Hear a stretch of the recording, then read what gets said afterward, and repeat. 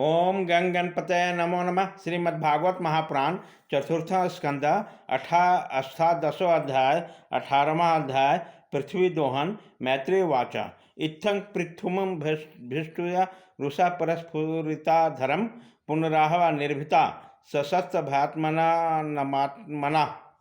श्री मैत्रेय जी कहते हैं, विदुर जी, इस समय महाराज पृथ्वी के ओंठ क्रोध से कांप रहे थे। उसकी इस प्रकार स्तुति कर पृथ्वी ने अपने हृदय को विचारपूर्वक समाहित किया और डरते डरते उनसे कहा, प्रभो, आप अपना क्रोध शांत कीजिए। मैं जो प्रार्थना करता हूँ उसे ध्यान देकर सुनिए।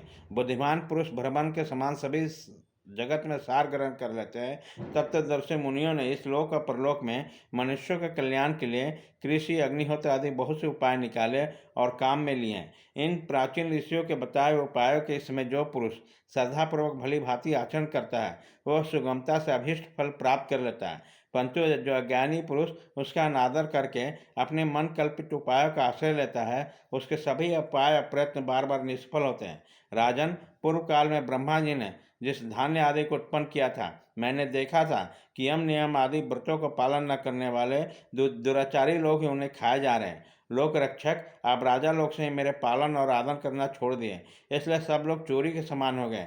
इसी से यज्ञ के लिए औषधि को मैंने अपने में छुपा लिया है। अब अधिक समय हो जाने से अवश्य वो धन्य मेरे उदर में जीर्ण हो गए।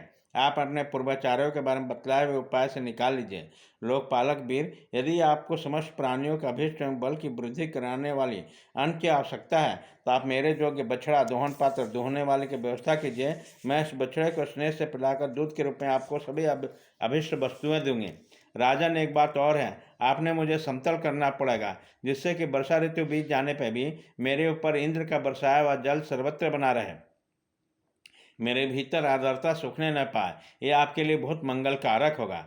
पृथ्वी के कहे हुए प्रिय और हितकारी वचन स्वीकार कर महाराज पृथ्वी ने स्वयंभू मनु को बछड़ा बना अपने हाथों से समस्त धान्यों को धो लिया।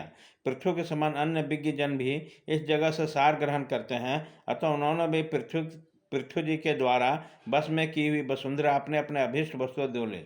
ऋषियों ने बृहस्पति जी को बछड़ा बनाकर इंद्रिय, मन, वाणी, मन और सूत्र रूप में पार्थ पृथ्वी देव से वेद रूप पवित्र को दुहा। देवताओं ने इंद्र को बछड़े के रूप में कल्पना कर स्वर्णमय पात्र में अमृत, बीण, ओज और शारीरिक बल को दूध दिया। दैत्यों और दानों ने असुर श्रेष्ठ प्रहलाद जी को वत्स बनाकर लोहे के पात्र में मदिरा, अश्व, ताड़ी आदि रूप दूध दिया। गंधर्व और अप्सराओं ने विश्ववसु को बछड़ा बनाकर कमल रूप में पात्र में संगीता, माधुर्य और सौंदर्य रूप दूध दुहा। श्राद्ध के अधिष्ठाता महाभाग पितृगण ने अयरमा नामक पितृश्वर को वस्त्र बनाया और मिट्टी के कच्चे पात्र में श्रद्धापूर्वक कव्य पितरों को अर्पित किए जाने वाला अन्न रूप दूध दुहा। फिर कपिलदेव जी को बछड़ा बनाकर आकाश रूप में पात्र में सिद्धों ने अनिमा आदि अष्टसिद्धि तथा विद्याधरों ने आकाश गमन और विद्या आदि को दुहा। किम पुरुष आदि अन्य में आयु ने मैं दानों का मछड़ा बनाकर तथा अंतर्ध्यान होना, विचित्र रूप धारण कर लेना और संकल्प में माया को दुग्ध रूप में दुहा। इस प्रकार यज्ञ, राक्षस, भूत, पिचास आदि मांसाहारियों ने भूतनाथ रुद्र को बछड़ा बनाकर कपाल रूप पात्र में रुधिरा स्वरूप दूध दुहा। बिना फन वाले सांप, नाग और बिच्छू आदि बिछैले जतुओं ने तक्षक को बछड़ा बनाकर मुख रुद्र पात्र में विष रूप दूध दुहा। पशुओं ने भगवान रुद्र के वाहन बैल को वत्स बनाकर वन रूपी पात्र में तृण रूपी दूध दुहा। बड़े बड़े दाढ़ वाले मांसभक्षी जीवों ने सिंह रूप के बछड़े के द्वारा अपने शरीर रूपी पात्र में कच्चा मांस रूप दूध दुहा। अग्रोर जी के वत्स बनाकर पक्षियों ने कीट पतंग आदि, चर और फलादि अचर पदार्थों से दुग्ध रूप दुहा। वृक्षों ने बट को वत्स बनाकर अनेक प्रकार का रस रूप दूध दुहा और पर्वतों ने हिमालय रूप बछड़े के द्वारा अपने शिखर रूप पात्रों से अनेक प्रकार धातुओं को दुहा।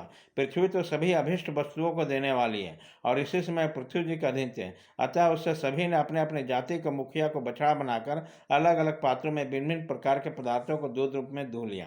कुरुश्रेष्ठ विदुर जी, इस प्रकार पृथ्वी आदि सभी अन्न भोजियों ने भिन्न भिन्न दोहन पदार्थ और वस्त्रों के द्वारा अपने अपने विभिन्न अन्न रूप दूध पृथ्वी से दुए। इससे महाराज पृथ्वी ऐसे प्रसन्न में कि सर्व काम दुहा पृथ्वी के प्रति उनके पुत्रों को समान स्नेह हो गया उन्होंने अपने कन्या के रूप में स्वीकार कर लिया। फिर राजाधिराज पृथ्वी ने अपने धनुष के नोक से पृथ्वी को फोड़कर इस सारे भूमंडल को प्राय समतल कर दिया। वह पिता के समान अपनी प्रजा के पालन पोषण की व्यवस्था में लगे रहे। उसकी समतल भूमि में प्रजा वर्ग के लिए जहाँ तहाँ यथायोग निवास स्थानों का विभाग किया। अनेक गांव, कस्बे, नगर, दुर्ग, अहीरों की बस्ती, पशुओं के रहने का स्थान, छावनियाँ, खाने, किसानों के गांव और पहाड़ों के तलहटियों के गांव बसाए। महाराज पृथ्वी से पहले इस पृथ्वी तल पर पूर्वग्राम आदि का विभाग नहीं था। सब लोग अपने अपने सुबुद्धि के अनुसार बेखटक के जहाँ तहाँ बस जाते थे। इति श्रीमद्भागवते महापुराणे पारमहंस संहितां चतुर्थ स्कंदे पृथ्वी विजय अष्टादशो अध्याय।